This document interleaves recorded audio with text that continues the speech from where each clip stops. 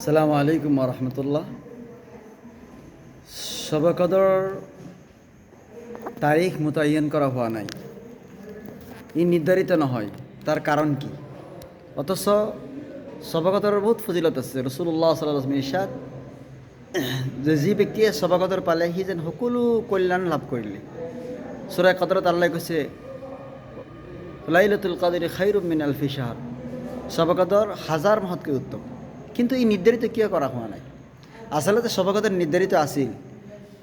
বুখারীর হাদিস উবাদা ইবনে সামিদ রাদিয়াল্লাহু তাআলা বর্ণনা করেছে যে রাসূলুল্লাহ সাল্লাল্লাহু আলাইহি সাল্লাম এবার খারাজা রাসূলুল্লাহ সাল্লাল্লাহু আলাইহি সাল্লাম ইউখবিরুনা বিলাইলাতিল কদর।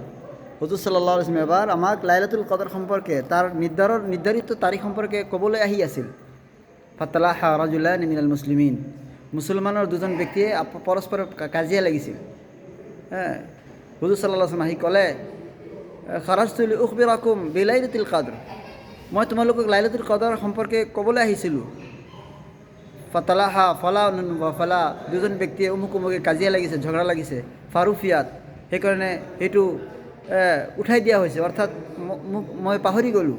ফালতামিছুহা ফিত তাছিয়া ৱা সাবিয়া ৱাল খামিছা, লিহাজা এইটোক 29 তাৰিখ, 27 আৰু 25 তাৰিখত, অৰ্থাৎ বেজুৰ ৰাতবিলাকক এইবিলাকক তুমি তালাছ কৰা। 29 নম্বৰ ৰাতি, 27 নম্বৰ ৰাতি আৰু 25 নম্বৰ ৰাতি, ঠিক তেনেকৈ 23 নম্বৰ আৰু 21 নম্বৰ ৰাতি। এয়া আছিল লাইলাতুল কদৰ নিৰ্ধাৰিত নোহোৱাৰ কাৰণ। আৰু এই একমাত্ৰ ঝগড়াৰ কাৰণে, ফসাদৰ কাৰণে আমাৰ পৰা এই সম্পূৰ্ণ আৰু কল্যাণমুখী আৰু ইমান ধুনীয়া এটা ৰাতি আমাৰ পৰা নিৰ্ধাৰিত হোৱা নাই। আমি ইয়াৰ নিৰ্ধাৰণ হোৱাৰ পৰা আমি বঞ্চিত হ'লোঁ।